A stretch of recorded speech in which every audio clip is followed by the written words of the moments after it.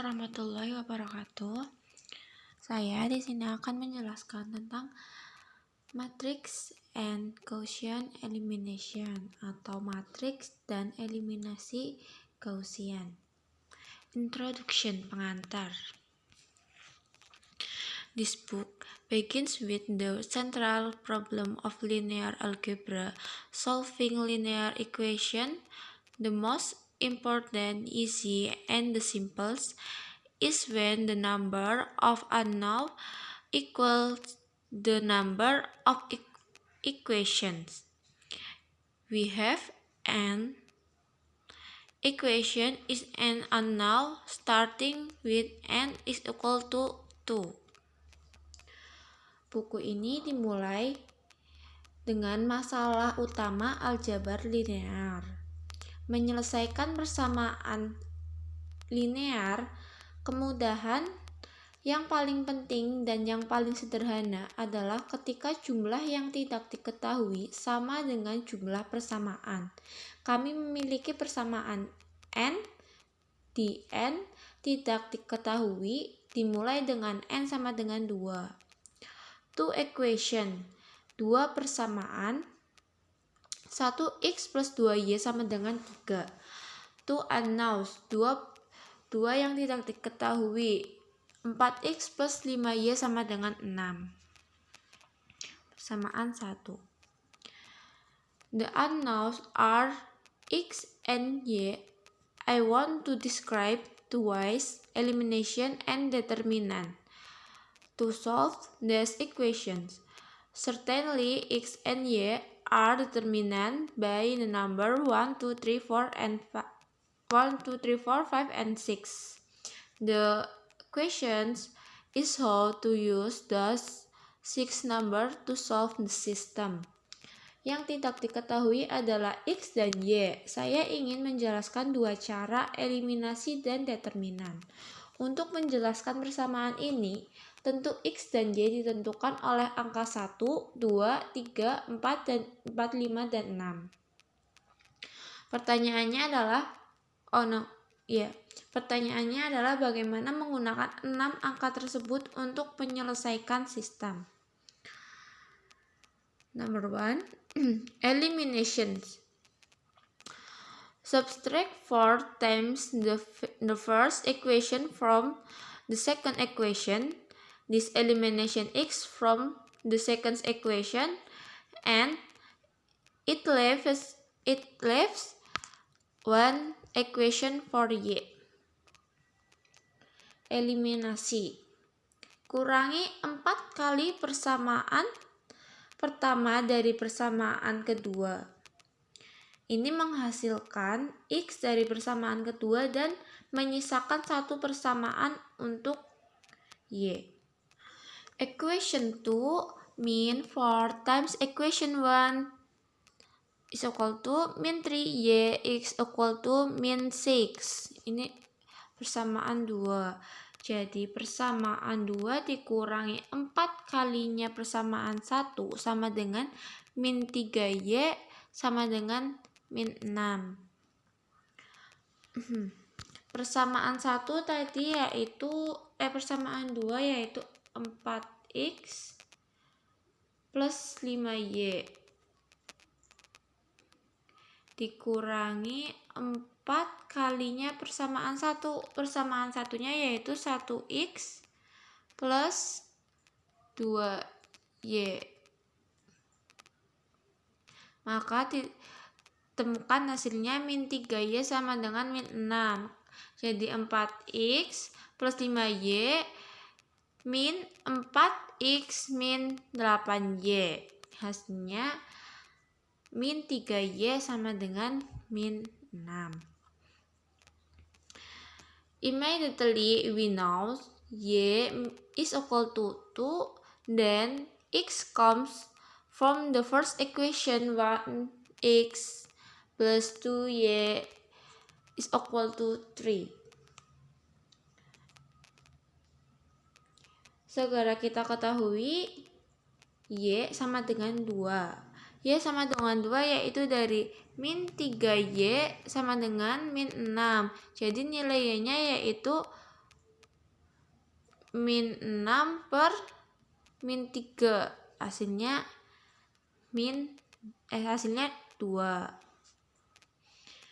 Jadi diketahui Y sama dengan 2. Maka X berasal dari persamaan pertama, yaitu 1X plus 2Y sama dengan 3. Back substitutions. 1x plus 2 times 2 is equal to 3 gives x is equal to min 1. Substitusi belakang. Yang dimaksud substitusi belakang yaitu kan nilai y-nya sudah ketemu min 2.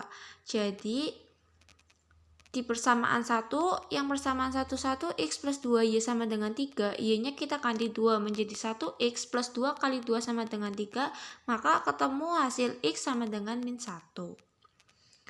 Proceeding careful, we check that x and y also solve the second equation. This solve work and it does. 4 times x is equal to min 1 plus 5 times y is equal to 2 equals 6. Memproses dengan hati-hati. Kita periksa bahwa x dan y juga menyelesaikan persamaan kedua. Cara ini akan berhasil dan 4 kali x sama dengan min 1 ditambah 5 kali y sama dengan 2 adalah 6. 4 dikali min 1 hasilnya min 4. Ditambah 5 dikali 2 hasilnya 10. Jadi 4 min 4 ditambah 10 sama dengan 6. Number 2. Determinants. The solution y is equal to 2 depends completely on the 6th number in the equations. There must be a formula for y and also x. It is a ratio of determinants, and I hope you will allow me to write it down directly. Determinan. Solusinya y sama dengan 2 bergantung sepenuhnya pada keenam angka dalam persamaan. Sebagian besar ada rumus untuk y dan juga x. Itu adalah rasio penentu dan saya harap Anda mengizinkan saya untuk menuliskan secara langsung y matriks 1, 3, 4, 6 dibagi 1, 2, 4, 5 sama dengan 1 dikali 6 dikurangi 3 kali 4 dibagi 1 kali 5 min 2 kali 4 sama dengan min 6 per min 3 sama dengan 2. Caranya yaitu 1 dikali 6, ini kan determinan, berarti 1 dikurangi 6 menyilang 1 dikali 6 dikurangi 3 kali 4 pada matriks yang 1, 3, 4, 6. Lalu matriks kedua 1, 2, 4, 5, determinannya 1 dikali 5 dikurangi 2 dikali 4. Jadi ketemu hasil min 6 per min 3 sama dengan 2. Lanjut. The chord seemed a little mysterious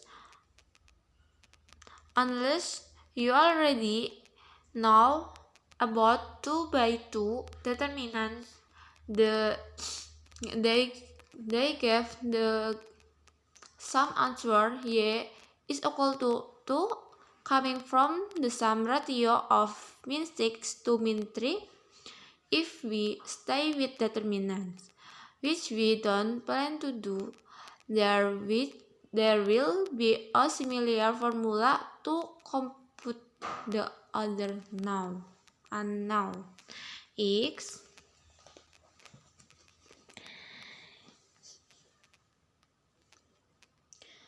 Kecuali Anda sudah mengetahui tentang oleh dua faktor penentu, maka memberikan jawaban yang sama. Y sama dengan 2. Berasal dari rasio yang sama, yaitu min 6 banding min 3. Jika kita tetap dengan determinan yang kita rencanakan, akan ada rumus serupa untuk menghitung yang tidak diketahui lainnya, yaitu X. X juga bisa kita hitung menggunakan rumus determinan. Belum saya jelaskan determinan yang di Y ini, yang 1, 3, 4, 6 itu berasal dari yaitu berasal dari persamaan yang 1x plus 2y sama dengan 3 dan 4x plus 5y sama dengan 6. Untuk mencari nilai y, kita menggunakan konstanta x dan hasil dari persamaan tersebut. Untuk mencari y kan kita menggunakan konstanta x, berarti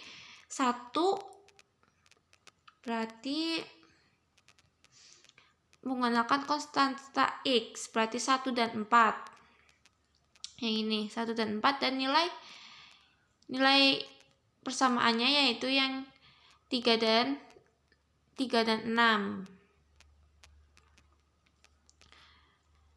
Itu untuk determinan. Dan untuk yang X, determinannya kita ketahui dari persamaan juga. Jadi yang Y itu menggunakan konstanta X. Dan untuk X kita menggunakan konstanta Y. Di sini konstanta Y kan 3 dan 6 adalah hasil. Dan konstantanya yaitu 2 dan 5. Diletakkan di sebelah sini, di belakang. Untuk Y di depan, karena X itu selalu di depan dan Y yang di belakang. Jadi determinannya 3, 2, 6, dan 5. Dibagi determinan 1, 2, 4, dan 5. Kalau 1, 2, 4, dan 5 itu sebagai penyebut ya. Penyebut itu dari sini. Dari persamaan ini, konstanta di persamaan 1 yang X dan Y, dan persamaan 2 X dan Y juga. Jadi konstanta yang pertama 1 dan 2, yang kedua 4 dan 5. Itu untuk determinan penyebutnya. Jadi matriks 3, 2, 6, 5 dibagi matriks 1, 2, 4, 5. Determinannya yaitu perkalian silang ya, yang tadi 3 dikali 5 dikurangi 2 dikali 6. Hasilnya 3, 1 dikali 5 dikurangi 2 kali 4, hasilnya min 3. Jadi X nilainya adalah min 1.